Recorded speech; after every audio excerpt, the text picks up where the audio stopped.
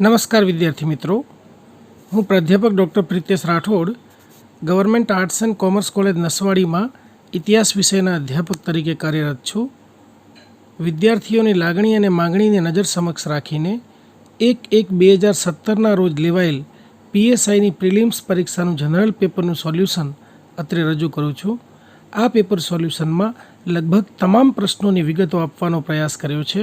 આશા રાખું છું કે આપ સૌને પસંદ આવશે જ. તો ચાલો શરૂ કરીએ. પ્રશ્ન 1. જો અહેમદાબાદ એટલે કે અમદાવાદને આવી રીતે લખાય તો બરોડાને કેવી રીતે લખાશે? બહુ ઇઝી ક્વેશ્ચન છે. જો તમે અહીંયા આગળ એ જે છે એમાં એક આલ્ફાબેટ છોડીને બી લખ્યો છે, એચ પછી એક આલ્ફાબેટ છોડીને આઈ લખ્યો છે, એમ પછી એક આલ્ફાબેટ છોડીને એન લખ્યો છે, ઈ પછી એક આલ્ફાબેટ છોડીને એફ લખ્યો છે. તો સેમ વે એ જ રસ્તે આપણે જોઈશું. તો બરોડામાં બી પછી આવશે સી, એ પછી આવશે બી, આર પછી આવશે એસ, ઓ પછી આવશે પી, ડી પછી આવશે ઈ અને એ પછી આવશે બી. તો આપણને ખબર પડી ગઈ. તો આ જવાબ એ જે છે એ સાચો આવશે. પ્રશ્ન 2. એ બી સી ડી એક ગોલ ટેબલની ફરતે બેઠા છે. તો અહીંયા આગળ આપણે એક ગોલ ટેબલ દોરી નાખ્યું, રાઉન્ડ ટેબલ કોન્ફરન્સ જેવું. હવે જોઈએ આપણે આ 4 ક્વેશ્ચનમાંથી સૌથી ઇઝી આ છે. જુઓ તમે, સીની સામે ડી બેઠો છે તો પહેલો સી લખી નાખ્યો ને એની સામે ડી લખી નાખ્યો. સી ડી કોણ છે આપણને ખબર નથી. આગળ જોઈએ, એ રસોઈયાની સામે બેઠો છે. ઓકે, તો એ જે છે એ રસોઈયાની સામે, એ આપણે અહીં લખી નાખ્યું તો એની સામે રસોઈયો બેઠો છે એટલે એ તો ખબર પડી ગઈ કે સી ડી સામ સામે છે તો એન બી સામ સામે હોય એટલે એની સામે બેઠો એટલે રસોઈયો તો બી થઈ ગયો. ઓકે, હવે જુઓ, બી નાઈની જમણે બેઠો છે. હવે બી ક્યાં બેઠો છે? નાઈની જમણે બેઠો છે. એટલે જમણી સાઈડ અને ડાબી સાઈડ જોવું હોય તો આપણે ઘડિયાળની અંદર ક્લોકવાઇઝ લઈએ તો આવી રીતે આવશે ક્લોકની દિશામાં, ને તો એ આવશે ડાબી સાઈડ, બરાબર. અને એન્ટી ક્લોકવાઇઝ લઈશું તો એ આવશે જમણી સાઈડ. તો હવે આપણે જોઈએ કે શું છે કે બી નાઈની જમણી બાજુ બેઠો છે એટલે જમણી બાજુ એટલે શું આવ્યું? આવી રીતે એન્ટી ક્લોકવાઇઝ આવ્યું એટલે અહીંયા આગળ નાઈ આવી જશે સીમાં ઓટોમેટિકલી. દરજીની ડાબે ધોબી બેઠો છે એટલે ડાબે એટલે આપણે લઈ જઈશું ક્લોકવાઇઝ. તો શું છે? દરજીની ડાબે એટલે ડાબામાં જગ્યા તો હવે આ જ ખાલી રહી, 3 તો ભરાઈ ગઈ છે. તો દરજીની ડાબે ધોબી બેઠો છે એટલે એની જમણી સાઈડ જોઈશું. આ બાજુ તો આવશે દરજી એટલે આ આવી ગયો ધોબી. એટલે આ 4 આકૃતિ ક્લિયર થઈ ગઈ. હવે આપણે જોઈએ કે એ અને બીનો વ્યવસાય શું છે. તો એ આવશે દરજી અને બી આવશે રસોઈયો. એકદમ ઇઝી છે. ગમે ત્યારે આકૃતિ દોરશો એટલે તાત્કાલિક ખ્યાલ આવી જશે. પ્રશ્ન 3. 3 બાળકોની સરેરાશ ઉંમર 15 વર્ષ છે. જો તેમની ઉંમરનો ગુણોત્તર 3:5:7 હોય તો સૌથી નાના બાળકની ઉંમર કેટલી હશે? આ આપણે શોધવાનું છે. તો સૌથી પહેલાં શું છે કે 3 બાળકોની સરેરાશ ઉંમર 15 વર્ષ છે, બરાબર. 3 બાળકોની સરેરાશ ઉંમર બરાબર 15 વર્ષ. હવે બહુ સ્વાભાવિક છે કે સરેરાશ ઉંમર 15 વર્ષ છે, બાળકો કેટલા છે? 3. તો કુલ ઉંમર કેટલી થશે? તો જે સરેરાશ ઉંમર છે એને ગુણ્યા જેટલી સંખ્યા છે એટલા, તો 15 × 3 બરાબર 45 વર્ષ થશે. બહુ સ્વાભાવિક રીતે આટલું તો ખ્યાલ આવી જશે. હવે આપણે જોઈએ કે જો ઉંમરનો ગુણોત્તર છે એ 3:5:7 છે. એટલે અહીંયા લખી નાખ્યો કે ઉંમરનો ગુણોત્તર 3:5:7 છે. તો અહીંયા આગળ આપણને ખબર છે કે 3:5:7 છે. આ કોઈ સંખ્યા જે છે એ એના ભાગ દર્શાવે છે. 3 ભાગ 1 બાળક, 5 ભાગ 2 બાળક, 7 ભાગ જે છે એ ત્રીજું બાળક. તો આવી રીતે આ એના ભાગ બતાવે છે. તો શું થયું કે ટોટલ આપણે એનો સરવાળો કરીએ, 3 + 5 + 7 બરાબર 15 ભાગ થાય. અને 15 ભાગની જે ટોટલ ઉંમર કેટલી થાય? કુલ ઉંમર આપણે કાઢી છે 45 વર્ષ. તો 15 ભાગ બરાબર 45 વર્ષ થાય. તો 1 ભાગ બરાબર કેટલા થાય? 83 મૂકી દીધી. 15 અહીંયા આગળ ભાગ અને ઉંમર 15 ભાગે 45 વર્ષ થાય તો 1 કેટલા થાય? હવે આને આપણે ઉલટાઈ નાખીશું તો બરાબર 1/15 થઈ ગયા અને ગુણ્યા 45 કર્યા એટલે આમ આવ્યું, બરાબર. તો 15 × 45 અને 15 × 15 તો શું આવ્યું? 3 વર્ષ. 1 ભાગ એટલે 3 વર્ષ આવ્યા. અહીંયા આગળ આપણને ખબર છે કે નાના બાળકની ઉંમર છે 3 ભાગ છે, બરાબર. તો નાના બાળકની ઉંમર 3 ભાગ, તો 3 × 3 બરાબર 9 વર્ષ થશે. એના પછીના બાળકની ઉંમર છે 5 ભાગ છે તો 5 × 3 બરાબર કેટલા આવશે? 15 વર્ષ આવશે. એના પછીના બાળકની ઉંમર કેટલી છે? 7 ભાગ છે તો 7 × 3 બરાબર 21 વર્ષ આવી જશે. તો 21 ને 15 36 ને 9 45 ટોટલ થઈ જશે. એનો મતલબ આપણો જવાબ સાચો છે. પ્રશ્ન 4. કોઈ વ્યક્તિ વ્યક્તિ તરફ આંગળી ચીધીને રામ કહે છે. રામ છે એ કોઈ વ્યક્તિ તરફ આંગળી ચીધે છે. માની લો એ વ્યક્તિ એક્સ છે. ઓકે, હવે શું કહે છે કે તેનો પુત્ર રમેશ મારી માતાનો પૌત્ર છે. એટલે એક્સનો પુત્ર છે રમેશ, એ રામની જે મમ્મી છે, રામની માતા છે, એનો પૌત્ર છે. બરાબર. તો હવે આપણને ખબર પડી ગઈ કે આ જે રામ અને એક્સ આ બંનેના પુત્ર થયા. બરાબર, એની માતાના પુત્ર થયા. બરાબર, એનો પુત્ર રમેશ છે. બરાબર, તો આ રામ અને એની આ એક્સ આ બંને વચ્ચે સંબંધ કયો થાય? બહુ સ્વાભાવિક છે, ભાઈનો સંબંધ થાય. એટલે ડી જવાબ આવશે, રામનો ભાઈ. પ્રશ્ન 5, 10% નફે કોઈ પુસ્તકને ₹220માં વેચતા, એટલે બે બાબતો થઈ. એક તો 10% નફાથી વેચે છે અને બીજું પુસ્તક કેટલામાં વેચે છે? ₹220. તો એની ખરીદ કિંમત કેટલી હશે? તો હવે આપણે જોવાનું, ટકા હંમેશા 100 ઉપર હોય. એટલે ધારી લો કે વસ્તુની મૂળ કિંમત કેટલી છે? 100% છે. અને કેટલા ટકા નફાથી વેચ્યું છે?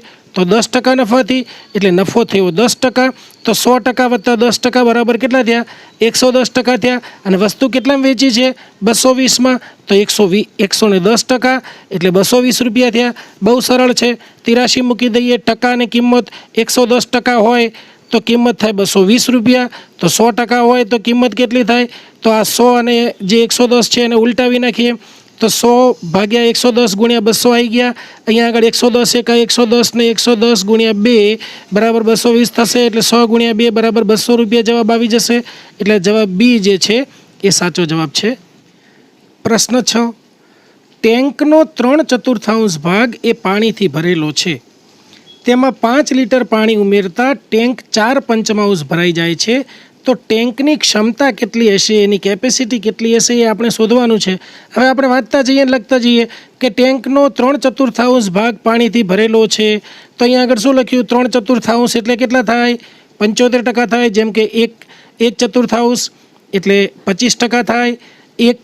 2/4 એટલે 50% થશે, કેમ કે 2/4 એટલે છેદ ઉડી જશે. બરાબર, આવી રીતે 2/4 તો 2 એકા 2 અને 1 એકા 1 એટલે 1/2 એટલે અડધો થઈ જશે. 3/4 એટલે 75% થશે. અને 4/4 એટલે આખો થઈ જશે. તો 3/4 એટલે 75% આવી ગયા. હવે આગળ જોઈએ કે તેમાં 5 લીટર ઉમેરતા ટેન્ક 4/5 ભરાઈ જાય છે. હવે તેમાં પાણી કેટલું ઉમેર્યું? 5 લીટર ઉમેર્યું. ઓકે, તો એ ટેન્ક કેટલી થઈ? 4/5. તો 4/5 એટલે કેટલા? 4 ભાગ્યા 5 બરાબર 80% થયું. તો પહેલાં કેટલું હતું? 75%. હવે કેટલું થયું? 80%. પાણી કેટલું ઉમેર્યું?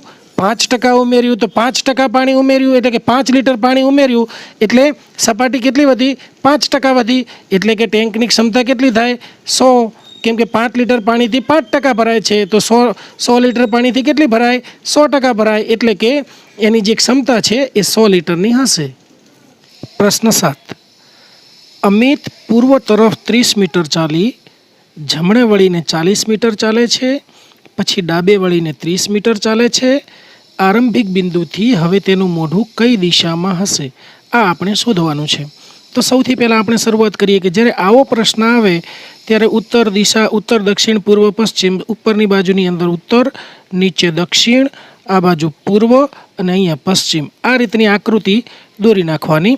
એના પછી આપણે ધીમે ધીમે જેમ જેમ ક્વેશ્ચન આગળ વધતો જાય એમ આપણે આકૃતિને ડેવલપ કરતા જઈશું. તો અમિત પૂર્વ તરફ 30 મીટર ચાલી, એટલે સૌથી પહેલાં અમિત જે છે અહીંયા હતો તો પૂર્વ તરફ અહીંયા આગળ 30 મીટર ચાલે છે. એના પછી એ જમણે વળીને, અહીંયાથી એ જમણે વળે છે એટલે અહીંયા આગળ 40 મીટર ચાલે છે. એના પછી એ ડાબે વળીને 30 મીટર ચાલે છે.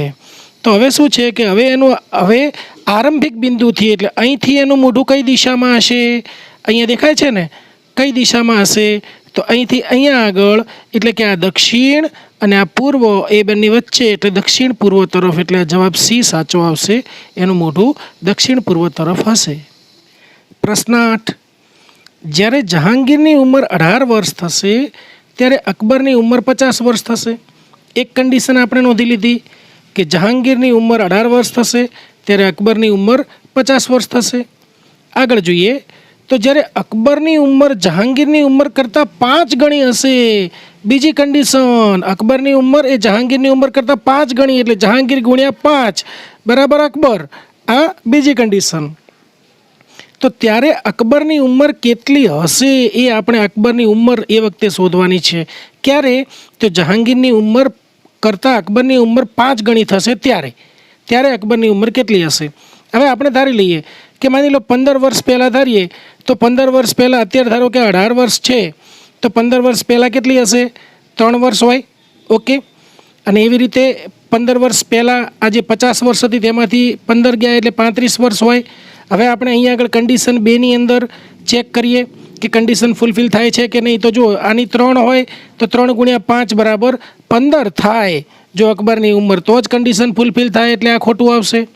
આગળ જોઈએ કે 10 વર્ષ પહેલાં લઈએ તો 8 વર્ષ, કેમ કે 18માંથી 10 કાઢીએ તો 8 વર્ષ થશે. એવી રીતે 50માંથી 10 કાઢીએ તો 40 વર્ષ થશે. તો અહીંયા જોઈએ 8 × 5 બરાબર 40 થશે. બરાબર, તો 8 × 5 = 40. તો આ કન્ડિશન જે છે એ ફૂલફિલ થાય છે, એટલે કે અકબરની ઉંમર એ વખતે 40 વર્ષ હશે. એટલે બી જવાબ સાચો છે. પ્રશ્ન 9. એ અને બી પંજાબી, સિંધી અને ગુજરાતી જાણે છે. નોંધતા જઈએ સાથે સાથે. તો એ અને બી કઈ કઈ ભાષાઓ જાણે છે? તો પંજાબી, સિંધી, ગુજરાતી. બી અને સી એ પંજાબી, ગુજરાતી અને બંગાળી જાણે છે. તો બી અને સી જે છે એ પંજાબી, ગુજરાતી અને બંગાળી લખી નાખ્યું. અહીંયા એ અને ઈ છે એ તમિલ, સિંધી અને ગુજરાતી જાણે છે. તો એ ઈ તમિલ, સિંધી, ગુજરાતી. હવે શોધવાનું શું છે કે પંજાબી, તમિલ, સિંધી અને ગુજરાતી આ 4 ભાષાઓ કોણ જાણે છે? તો અહીંયા આપણે 4 ભાષાઓ લખી નાખીએ. હવે જોઈએ કે એ બી કઈ જાણે છે? પંજાબી, સિંધી અને ગુજરાતી. તો પંજાબી, સિંધી અને ગુજરાતી. કઈ બાકી રહી? તમિલ બાકી રહી. તો હવે આપણે જોઈશું કે તમિલ જે છે એ અહીંયા આગળ આવેલી છે. ઓકે. તો અહીંયા આગળ કોણ કોણ છે? એ અને ઈ છે. બરાબર, એટલે બી તો આવશે નહીં. કોણ આવશે? એ છે. તો અહીંયા આગળ 4 ભાષાઓ કોણ જાણે છે? એ જાણે છે. એટલે જવાબ આવશે સી. પ્રશ્ન 10. શીલા 2 મિનિટમાં 90 મીટર ચાલે છે. 225 મીટર ચાલવા માટે તેને કેટલી મિનિટ લાગશે? બહુ ઇઝી ક્વેશ્ચન છે. શીલા 2 મિનિટમાં 90 મીટર ચાલે છે, એટલે 90 મીટર ચાલવા માટે એને કેટલો સમય લાગ્યો? 2 મિનિટ. એટલે મીટર અને મિનિટ 83 મૂકી દો. 90 મીટર ચાલતા 2 મિનિટ લાગી, તો 225 મીટર ચાલતા કેટલી મિનિટ લાગશે? ઓકે. તો અહીંયા આગળ આ બેનો ક્રમ ઉલટાવી નાખવાનો, એટલે 225 ઉપર અને 90 નીચે ગુણ્યા 2 હતા એના એ 2. તો અહીંયા આગળ જુઓ 45 દુ 90 અને 45 50 225. તો અહીંયા આગળ 2 ઉડી જશે. બરાબર, એટલે કેટલા વધ્યા? 5 વધ્યા. એટલે કે 5 મિનિટ થશે. 225 મીટર ચાલવા માટે 5 મિનિટ થશે. એટલે આ જવાબ સી સાચો છે. પ્રશ્ન 11. 11 ખુરશીઓની ખરીદ કિંમત 3 ટેબલની ખરીદ કિંમત જેટલી છે. એક ખુરશી અને એક ટેબલની ખરીદ કિંમત 140 છે. તો એક ખુરશીની ખરીદ કિંમત કેટલી થશે? જોઈએ આપણે. તો 11 ખુરશીઓની ખરીદ કિંમત અને 3 ટેબલની ખરીદ કિંમત સરખી છે. તો ખુરશી એટલે ચેર એટલે સી લઈ લઈએ, ટેબલ એટલે ટી લઈ લઈએ. તો 11 ખુરશીઓની ખરીદ કિંમત એટલે 11 સી. એ કેટલી છે? તો 3 ટેબલની ખરીદ કિંમત જેટલી, એટલે 3T. એટલે સમીકરણ આવી ગયું 11C બરાબર 3T. આગળ જોઈએ કે એક ખુરશી અને એક ટેબલની ખરીદ કિંમત 140 રૂપિયા છે. એટલે એક ખુરશી એટલે સી અને એક ટેબલ એટલે ટી. સી વત્તા ટી બરાબર કેટલા આપેલા છે? 140. એટલે આ બે તો આપેલી જ છે કન્ડિશન. એટલે 2 સમીકરણ તો આપણા તૈયાર થઈ ગયા. 11C બરાબર 3T અને સી વત્તા ટી બરાબર 140. આ 2 સમીકરણ તૈયાર થઈ ગયા. હવે શું છે કે એક ખુરશીની કિંમત કેટલી થશે? એટલે એક ચેરની કિંમત આપણે શોધવાની છે. સી બરાબર કેટલા થશે? તો સૌથી પહેલાં જોઈએ કે આ 11C બરાબર 3T એ પહેલું સમીકરણ આપેલું જ છે. તો શું કરીએ કે 3T છે તો ટી રાખીએ અને 3ને બરાબરની આ બાજુ લઈ જશું, એટલે ગુણ્યામાં 6 એટલે ભાગ્યામાં જતા રહેશે. ઓકે. ટી બરાબર 11C ભાગ્યા 3 આવશે. હવે શું કરવાનું છે કે બીજું સમીકરણ છે સી વત્તા ટી બરાબર 140. તો એની અંદર ટીની કિંમત મૂકી દઈએ. તો સી વત્તા 11C ભાગ્યા 3 બરાબર 140 થશે. હવે જોઈએ કે આનો અહીંયા આગળથી આપણે લસા લઈ લઈએ. તો 3 જે છે એ આવશે લસા. અહીંયા આગળ કશું નથી એટલે એને 3 વડે ગુણાશે. એટલે 3C ભાગ્યા 3C વત્તા 11C ભાગ્યા 3 આવું આવશે. હવે આ 3ને આપણે આ બાજુ બરાબરની આ બાજુ લઈ જઈશું, એટલે ભાગ્યામાંથી ગુણ્યામાં આવી જશે. એટલે 140 ગુણ્યા 3 બરાબર 420 થશે. અને 11C વત્તા 3C બરાબર 14C થશે. એટલે કે 14C બરાબર 420 આવ્યું બરાબર. માટે સી બરાબર શું થશે કે આ 420 ભાગ્યા ભૂલમાં 30 લખાયા છે, બાકી 14 આવશે બરાબર. તો 420 ભાગ્યા 14 એટલે 14 એકા 14 ને 14 તરી 42 એટલે 30 આવશે. સી બરાબર 30 એટલે સાચો જવાબ આવશે સી 30. એટલે આ એ જે છે ₹30 એ જવાબ સાચો છે. પ્રશ્ન 12, લક્ષદ્વીપ કઈ હાઈકોર્ટના કાર્યક્ષેત્રમાં આવે છે? બહુ ઇઝી ક્વેશ્ચન છે. થોડુંક વિચારશો તો ઓટોમેટિકલી ખ્યાલ આવી જશે. આ પ્રશ્નનો જવાબ ખ્યાલ હોવો જરૂરી નથી. જો અહીંયા આપણે માની લો કે ભારતનો નકશો આમ આપણે દોરીએ તો અહીંયા આપણને ખ્યાલ આવશે કે લક્ષદ્વીપ જે છે એ અહીંયા આગળ આવેલું છે બરાબર. આંદામાન નિકોબાર ટાપ અહીંયા આગળ આ લક્ષદ્વીપ આવે બરાબર. તો હવે આપણે જોઈએ કે કેરળ ક્યાં આવેલું છે, તો કેરળ આટલામાં આવે બરાબર. તો હવે જોઈએ કે કેરળ અહીંયા આવ્યું, મદ્રાસ તો ક્યાં આવ્યું છે કે આ બાજુ આવ્યું, આ બાજુના કિનારે આવ્યું બરાબર. દિલ્હી જે છે તો છેક ઉપર આવ્યું, મુંબઈ પણ અહીંયા આગળ ઉપર આવ્યું. એટલે અહીંયા જો લક્ષદ્વીપની નજીક કયું પડે છે? લક્ષદ્વીપની નજીક તો કેરળ જ પડે. એટલે જે કોઈ પણ રાજ્યના હાઈકોર્ટની અંદર આપે બરાબર કાર્યક્ષેત્ર, તો એ તો નજીકનું જ આપે ને, દૂરનું થોડું આપે, તો જ સરળતા રહે ને. એટલે આપણને ખ્યાલ આવી જાય કે લક્ષદ્વીપ હાઈકોર્ટ એ જે છે એ કેરળના કાર્યક્ષેત્રમાં, કેરળ હાઈકોર્ટના કાર્યક્ષેત્રમાં આવે છે. પ્રશ્ન 13, અનુસૂચિત જનજાતિનો દરજ્જો. આ 4 વિકલ્પ આપેલા છે, આપણે 4-4નો અભ્યાસ કરીએ. તો એમાં છે કે એ હિન્દુઓ પૂરતો સીમિત છે. ખોટું છે, કેમ કે અનુસૂચિત જનજાતિનો દરજ્જો હિન્દુઓ પૂરતો સીમિત નથી. બીજું છે એને કોઈ ધર્મ સાથે સંબંધ નથી. આ સાચું છે. અનુસૂચિત જનજાતિના દરજ્જાને કોઈ ધર્મ સાથે સંબંધ નથી. આ સાચું છે. હિન્દુઓ અને ખ્રિસ્તીઓ પૂરતો સીમિત છે. આ પણ ખોટું છે. હિન્દુઓ અને મુસ્લિમો પૂરતો સીમિત છે. આ પણ ખોટું છે. એટલે જવાબ આવી જશે બી. પ્રશ્ન 14, કોમ્પ્યુટરમાં યુએસબીનું પૂર્ણ રૂપ શું છે? યુએસબીનું ફૂલ ફોર્મ શું છે? આપણે યુએસબીનો ઉપયોગ વારંવાર કરીએ છીએ પ્રિન્ટરને જોડવા માટે, મોબાઈલને ચાર્જ કરવા માટે. હવે તો યુએસબીનો ઉપયોગ બહુ વધી ગયો છે. એનું ફૂલ ફોર્મ થશે યુનિવર્સલ સિરિયલ બસ. શું થશે? બી, યુનિવર્સલ સિરિયલ બસ. પ્રશ્ન 15, મોહિની અટ્ટમ કયા રાજ્યનું નૃત્ય છે? તો સાચો જવાબ છે કેરળ. મોહિની અટ્ટમ કેરળ રાજ્યનું નૃત્ય છે. મોહિની યટ્ટમ કે મોહિની અટ્ટમ આ બંને શબ્દોથી ઓળખાય છે. એ મૂળ મલયાલમ ભાષાનું નૃત્ય છે. મલયાલમ ભાષામાં એ ગવાય છે અને એ ત્યારબાદ એને પ્રસ્તુત કરાય છે. તો કેરળમાં વિકસિત એક પારંપરિક દક્ષિણ ભારતીય નૃત્ય છે. આ જે મોહિની અટ્ટમ છે એ કેરળમાં વિકસિત થયેલું એક પારંપરિક દક્ષિણ ભારતીય નૃત્ય છે. વધારે આગળ યાદ રાખવા જેવી બાબત એ છે કે એ ભારતના 8 પારંપરિક શાસ્ત્રીય નૃત્યોમાંનું એક છે. કયું? મોહિની અટ્ટમ અથવા તો મોહિની અટ્ટમ. આ નૃત્ય ખૂબ જ લાલિત્યપૂર્ણ છે અને તેને સ્ત્રીઓ દ્વારા જ એકલ નૃત્ય તરીકે પ્રસ્તુત કરાય છે. એટલે કે જ્યારે એની પ્રસ્તુતિ થતી હોય ત્યારે એકલી સ્ત્રી જ એને પ્રસ્તુત કરે છે, એમાં એની સાથે પુરુષ હોતો નથી. પ્રશ્ન 16, રિયો ઓલિમ્પિક 2016માં ભારતે કેટલા પદક જીત્યા? હવે એકચ્યુઅલી આ ક્વેશ્ચન છે એ જે તે સમયના કરંટ અફેર્સનો છે. એટલે અત્યારે આપણા માટે આ ખાસ મહત્ત્વનો નથી, પણ તેમ છતાં એનો જવાબ જોઈએ કે 1 રજત અને 1 કાંસ્ય જે પદક છે એ જીત્યો હતો. રિયો ઓલિમ્પિક ભારત માટે ખૂબ જ નિરાશાજનક રહ્યો હતો. ભારતમાંથી કુલ 118 રમતવીરોએ ભાગ લીધો હતો. એમાંથી ફક્ત 2 જ મેડલ ભારત મેળવી શક્યું હતું. અને આમાં જે ટેબલ છે, જે વિનર્સની યાદી છે, એમાં એ 67મા ક્રમે રહ્યું હતું. કુસ્તીની અંદર 58 કિલોના વર્ગની અંદર સાક્ષી મલિકે ભારત માટે પ્રથમ કાંસ્ય ચંદ્રક જીત્યો હતો અને પીવી સિંધુએ બેડમિન્ટનની અંદર રજત ચંદ્રક જીતી અને દેશ માટે ગૌરવ વધાર્યું હતું. એટલે આ 2 જે છે, એક આપણને રજત ચંદ્ર મળ્યો હતો બેડમિન્ટનમાં અને 58 કેજી જે કુસ્તી છે એની અંદર આપણને કાંસ્ય ચંદ્રક મળ્યો હતો. ઓકે, એટલે જવાબ આવશે બી. પ્રશ્ન 17, સુનિલ ગાવસ્કર તેની પ્રથમ ટેસ્ટ મેચ કયા રાષ્ટ્રની સામે રમ્યો હતો? તો સાચો જવાબ છે વેસ્ટ ઇન્ડિઝ સામે સુનિલ ગાવસ્કર એની પ્રથમ ટેસ્ટ મેચ રમ્યો હતો. પ્રશ્ન 18, ગુજરાતના બીજા મુખ્યમંત્રી કોણ હતા? બીજા, ખાસ પ્રશ્ન વાંચવાનો. તો બીજા મુખ્યમંત્રી એ બળવંતરાય મહેતા હતા. બળવંતરાય મહેતા વિશે ખાસ યાદ રાખવાનું કે કચ્છ મુકામે એક વિમાની દુર્ઘટના થઈ હતી. એની અંદર એમનું મૃત્યુ થયું હતું અને કચ્છની અંદર એક સુથરી ગામ આવેલું છે. આ સુથરી ગામમાં બળવંતરાય સાગર બંધ બાંધવામાં આવ્યો છે. આ પણ પ્રશ્ન યાદ રાખવા જેવો છે.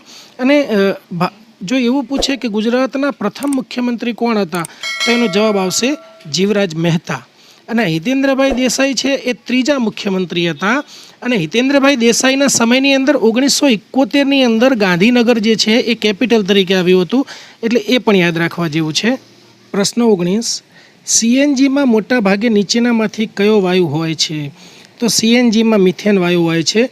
ઘણી વખત એવો પણ પ્રશ્ન પૂછાય છે કે સીએનજીનું ફૂલ ફોર્મ કયું છે? તો સીએનજીનું ફૂલ ફોર્મ છે કોમ્પ્રેસ્ડ નેચરલ ગેસ.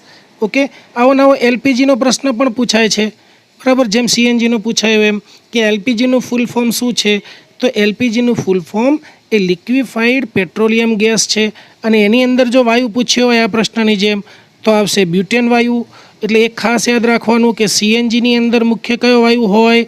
તો સીએનજીમાં મિથેન હોય અને એલપીજીમાં બ્યુટેન હોય. પ્રશ્ન 20, 2008માં કઈ બેંક સ્ટેટ બેંક ઓફ ઇન્ડિયામાં વિલીન થઈ હતી? જો કે હમણાં તો ઘણી બધી બેંકો જે છે એ અન્ય બેંકો સાથે વિલીન થઈ ગઈ છે, પણ 2008ની અંદર આપણી સ્ટેટ બેંક ઓફ સૌરાષ્ટ્ર છે એ સ્ટેટ બેંક ઓફ ઇન્ડિયા સાથે વિલીન થઈ હતી. પ્રશ્ન 21, કયા વેદમાં રોગના ઉપચારનો ઉલ્લેખ છે? તો અથર્વવેદની અંદર રોગના ઉપચારનો ઉલ્લેખ છે. સામવેદ જે છે એ ગેય સંહિતા છે, એના શ્લોકોને ગાઈ શકાય છે. યજુર્વેદ જે છે એ યજ્ઞ પ્રધાન છે અને ઋગ્વેદ જે છે એ સૌથી પ્રાચીન છે. આ પણ આપણે ખાસ યાદ રાખીશું. પ્રશ્ન 22, લાલ કિલ્લાનું નિર્માણ કોણે કર્યું હતું? તો લાલ કિલ્લાનું નિર્માણ શાહજહાંએ કર્યું હતું. તાજમહલ પૂછે તો એનું પણ નિર્માણ શાહજહાંએ જ કર્યું હતું. પ્રશ્ન 23, ઈસ્ટ ઇન્ડિયા કંપનીને સુરતમાં ફેક્ટરી સ્થાપવાની પરવાનગી કોણે આપી હતી? બહુ સરસ ક્વેશ્ચન છે. તો જહાંગીરે આપી હતી. સૌપ્રથમ 1608ની અંદર કેપ્ટન હોકિન્સ આવ્યો હતો. એને જહાંગીરે અહીંયા આગળ વેપાર કરવાની, ભારતમાં વેપાર કરવાની પરમિશન નથી આપી. એના પછી 1613ની અંદર બીજું કોણ આવ્યું? સર થોમસ રો આવ્યો હતો. અને સર થોમસ રોને જહાંગીરે પરમિશન આપી હતી. ને એના પછી સૌપ્રથમ સુરતની અંદર કોઠી સ્થાપી હતી, એ પણ યાદ રાખીશું. પ્રશ્ન 24, 1905માં બંગાળ વિભાજન દરમિયાન ભારતના ગવર્નર જનરલ કોણ હતા? તો જ્યારે બંગાળનું વિભાજન કર્યું હતું લોર્ડ કર્ઝને, એટલે આ ખાસ યાદ રાખીશું. બીજું એ પણ યાદ રાખીશું કે 1911ની અંદર બંગાળ વિભાજન જે છે એ રદ કર્યું હતું. ત્રીજું 1905ની અંદર એક બીજી પણ ચળવળ ચાલુ થઈ હતી, સ્વદેશી આંદોલન, એ પણ યાદ રાખીશું. આ સમય દરમિયાન જ છે. એ સમય દરમિયાન 1907ની અંદર સુરત મુકામે કોંગ્રેસના ભાગલા પડ્યા હતા, એ પણ યાદ રાખીશું. પ્રશ્ન 25, ઓગસ્ટ 1947માં ઇંગ્લેન્ડના પ્રધાનમંત્રી કોણ હતા? ભારતને આઝાદી મળી ત્યારે ઇંગ્લેન્ડના પ્રધાનમંત્રી ક્લિમેન્ટ એટલી હતા, બરાબર. ક્લિમેન્ટ એટલી છે એ ત્યાં આગળ ઇંગ્લેન્ડની અંદર મજદૂર પક્ષના નેતા હતા અને ત્યાં આગળ ઇંગ્લેન્ડના વડાપ્રધાન હતા. પ્રશ્ન 26, હરપ્પન સંસ્કૃતિનું સૌથી મહત્ત્વનું બંદર કયું હતું? જો કાલીબંગાન જે છે એ રાજસ્થાનમાં આવેલું છે, આ બંદર નથી, બરાબર. કાલા રંગની ચૂડીઓ એવો એનો અર્થ થાય છે. મોહેંજો-દડો પાકિસ્તાનમાં આવેલું છે, સિંધુ નદીના કિનારે, બરાબર, તો એ પણ બંદર નથી, બરાબર. ત્રીજું જે છે એ હરપ્પા, આ રાવી નદીના કિનારે આવેલું છે. એટલે આ બંને બંદર છે, પણ આ મહત્ત્વના બંદર નથી. પણ સૌથી મહત્ત્વનું બંદર જે છે એ લોથલ છે, એ ગુજરાતમાં અમદાવાદ જિલ્લામાં ભોગાવો નદીના કિનારે આવેલું છે. એટલે સાચો જવાબ આવશે ડી. પ્રશ્ન 27, ગીત ગોવિંદના લેખક કોણ હતા? ગીત ગોવિંદના લેખક હતા જયદેવ. પ્રશ્ન 28, ભારતીય રાષ્ટ્રીય કોંગ્રેસના સર્વપ્રથમ પ્રમુખ કોણ હતા?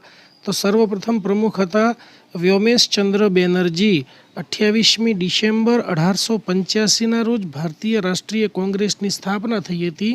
અને સ્થાપનાની અંદર મહત્ત્વનો ફાળો હતો એલન ઓક્ટેવિયન હ્યુમનો, બરાબર. એટલે એના પહેલાં પ્રમુખ હતા વ્યોમેશચંદ્ર બેનર્જી. પછી દર વર્ષે એનું એક સંમેલન ભરાતું હતું, બરાબર. આ જે પ્રથમ સંમેલન છે એ મુંબઈની અંદર ગોકુળદાસ તેજપાલ સંસ્કૃત મહાવિદ્યાલયની અંદર ભરાયું હતું. આ ખાસ યાદ રાખવા જેવા પ્રશ્નો છે. પ્રશ્ન 29, ક્ષેત્રફળની દ્રષ્ટિએ બીજા ક્રમે સૌથી મોટો ખંડ કયો છે? બીજા ક્રમે પૂછ્યો છે, સૌથી મોટો નથી પૂછ્યો. તો સૌથી મોટો જે છે એ એશિયા છે, બરાબર. બીજા નંબરની અંદર આફ્રિકા આવે, બરાબર. ત્રીજા નંબરની અંદર આવશે ઉત્તર અમેરિકા. ચોથા નંબરે આવશે દક્ષિણ અમેરિકા. પાંચમા નંબરે આવશે એન્ટાર્કટિકા. છઠ્ઠા નંબરે આવશે યુરોપ. અને સૌથી નાનો આવશે ઓસ્ટ્રેલિયા. तो આપણે ખાસ યાદ રાખીશું કે સૌથી મોટો ખંડ છે એ એશિયા છે, બરાબર. સૌથી નાનો છે એ ઓસ્ટ્રેલિયા છે. બીજા નંબરે જે છે એ કયો છે તો આફ્રિકા. એટલે જવાબ કયો આવશે? સાચો જવાબ આફ્રિકા, એટલે કે એ જવાબ સાચો આવશે. પ્રશ્ન 30, નાગાર્જુન સાગર પ્રોજેક્ટનું નિર્માણ કઈ નદી પર થયું છે? તો સાચો જવાબ આવશે સી, કૃષ્ણા નદી ઉપર નાગાર્જુન સાગર પ્રોજેક્ટનું નિર્માણ થયું છે. આના બાબતે થોડીક એક બાબત જોઈ લઈએ. ઘણા બધા પ્રશ્નો આમાંથી પૂછાય છે. તો નાગાર્જુન સાગર જે બંધ છે એ તેલંગાણા રાજ્યની અંદર આવેલો છે. તેનું નામકરણ જે છે એ બૌદ્ધ વિદ્વાન નાગાર્જુનના નામ ઉપરથી થયેલું છે. આ બંધ હૈદરાબાદથી 150 કિલોમીટર દક્ષિણની અંદર કૃષ્ણા નદી ઉપર આવેલો છે. આ પણ ખાસ યાદ રાખવાનું. અને બીજી એક બહુ સૌથી મહત્ત્વની વસ્તુ છે કે આ બંધમાંથી બનેલ નાગાર્જુન સાગર સરોવર એ વિશ્વનું સૌથી મોટું ત્રીજા નંબરનું, એટલે કે વિશ્વનું ત્રીજા નંબરનું સૌથી મોટું કૃત્રિમ સરોવર છે, માનવ નિર્મિત સરોવર છે. એ પણ યાદ રાખવા જેવું છે. અને જો એવું પૂછાય કે વિશ્વનું સૌથી મોટું કૃત્રિમ સરોવર કયું છે, તો વિશ્વનું સૌથી મોટું કૃત્રિમ સરોવર એ ગોવિંદ વલ્લભ પંત સાગર સરોવર જે છે એ ઉત્તર પ્રદેશ અને મધ્યપ્રદેશની બોર્ડર ઉપર આવેલું છે. એટલે આ પ્રશ્નો છે એ ઘણી બધી પરીક્ષાઓમાં વારંવાર રિપીટ થાય છે. પ્રશ્ન 31, ગુજરાતના સમુદ્ર તટની અંદાજિત લંબાઈ કેટલી છે? તો ગુજરાતના સમુદ્ર તટની અંદાજિત લંબાઈ 1600 કિલોમીટર છે. ઘણી બધી પરીક્ષાઓમાં પૂછાય છે. ભારતના સમુદ્ર તટની અંદાજિત લંબાઈ પૂછે તો 7516 કિલોમીટર આવે, બરાબર. આ પણ ખાસ યાદ રાખવાનું. અને ભારતના તમામ રાજ્યોમાં ગુજરાતને સૌથી મોટો દરિયા કિનારો મળેલો છે, જે 1600 કિમી જેટલો મળેલો છે. પ્રશ્ન 32, ભારતના દક્ષિણતમ બિંદુને શું નામ આપવામાં આવ્યું છે? તો સાચો જવાબ આવશે સી, ઇન્દિરા પોઈન્ટ. આપણે સમજી લઈએ, ચારે બિંદુઓ વિશે માહિતી મેળવીએ. તો ઉત્તરની અંદર ઇન્દિરા કોલ આવેલું છે. ઇન્દિરા તો ખરું, પણ ઇન્દિરા કોલ એ જમ્મુ કાશ્મીરમાં આવેલું છે. દક્ષિણની અંદર ઇન્દિરા પોઈન્ટ, આ ઇન્દિરા પોઈન્ટ જે છે એ આંદામાન નિકોબાર ટાપુઓ ખાતે આવેલું છે. પૂર્વની અંદર આવેલું છે કિબીથુ, બરાબર. આ અરુણાચલ પ્રદેશમાં આવેલું છે. અને પશ્ચિમની અંદર આપણા ગુજરાતની અંદર સરક્રીક છે, બરાબર, જે ગુજરાતના કચ્છ જિલ્લામાં આવેલું છે. એટલે પહેલું આપણે યાદ રાખીએ કે ઉત્તરની અંદર ઇન્દિરા કોલ આવશે, દક્ષિણની અંદર ઇન્દિરા પોઈન્ટ આવશે, પૂર્વની અંદર કિબીથુ આવશે અને પશ્ચિમની અંદર ગુજરાતમાં સરક્રીક આવશે. પ્રશ્ન 33, નીચેનામાંથી કયા દેશોમાંથી હિમાલય પસાર થાય છે? બહુ જ ઇઝી ક્વેશ્ચન છે. જો ભૂતાનમાંથી પસાર થાય છે, ભારતમાંથી પણ થાય છે, નેપાળમાંથી થાય છે, ચીનમાંથી થાય છે અને પાકિસ્તાનમાંથી થાય છે. એટલે ઓકે, આ પહેલો જ જવાબ સાચો છે. અહીંયા જુઓ, બીજા બધામાંથી જ થશે, પણ અફઘાનિસ્તાનમાંથી પસાર થતો નથી, બરાબર. પછી અહીંયા આગળ ઇન્ડોનેશિયામાંથી પસાર થતો નથી, અહીંયા આગળ ઓસ્ટ્રેલિયામાંથી પસાર નથી થતો. એટલે આપણને ખ્યાલ આવી ગયો, જવાબ આવશે એ. પ્રશ્ન 34, કયા રાજ્યની સીમા પર અધિકતમ રાજ્યો આવે છે, વધારેમાં વધારે રાજ્યો આવે છે? તો ભારતની અંદર ઉત્તર પ્રદેશની જે બોર્ડર છે એ કુલ 9 રાજ્યોને સ્પર્શે છે, 9 રાજ્યોની સાથે જોડાયેલી છે. આપણે જોઈએ તો ઉત્તરાખંડ, હિમાચલ પ્રદેશ, હરિયાણા, રાજસ્થાન, મધ્યપ્રદેશ, છત્તીસગઢ, ઝારખંડ, બિહાર અને દિલ્હી, આ 9 રાજ્યો સાથે ઉત્તર પ્રદેશની બોર્ડર આવેલી છે. ભારતની અંદર એક જ રાજ્ય એવું છે જે આટલા બધા રાજ્યોને સ્પર્શે છે. પ્રશ્ન 35, ભારત ખાલી જગ્યાની વચ્ચે આવેલ છે. અહીંયા આપણને અક્ષાંશ પૂછ્યું છે, તો સાચો જવાબ એ જ આવશે. ભારત 8.4 ઉત્તર અક્ષાંશથી 37.6 ઉત્તર અક્ષાંશ વચ્ચે આવેલું છે. પણ જો આવી રીતે રેખાંશનો પ્રશ્ન પૂછે તો ભારત 68.7 એટલે કે 68°7 પૂર્વ રેખાંશથી 97 અંશ અને 25 પૂર્વ રેખાંશ વચ્ચે આવેલ છે. એટલે આ પણ ખાસ યાદ રાખવા જેવું. અક્ષાંશનો પૂછાય એવી રીતે રેખાંશનો પણ પૂછાઈ શકે છે. પ્રશ્ન 36, 2011ની વસ્તી ગણતરી મુજબ, 2011ના સેન્સસ મુજબ ભારતની વસ્તી ગીચતા કેટલી હતી?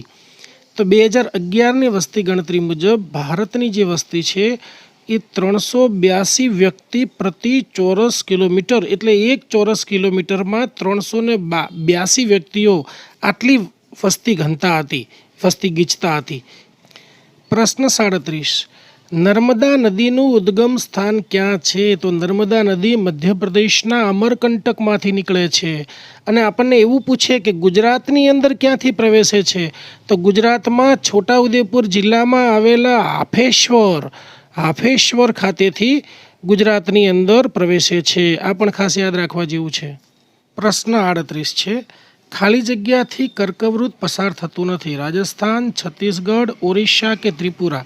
હવે આપણે એટલું ખાસ ખ્યાલમાં રાખવાનું કે ભારતના કુલ 8 રાજ્યોમાંથી કર્કવૃત પસાર થાય છે. સૌથી પહેલાં ગુજરાત, રાજસ્થાન, મધ્યપ્રદેશ, છત્તીસગઢ, ઝારખંડ, પશ્ચિમ બંગાળ, ત્રિપુરા અને મિઝોરમ.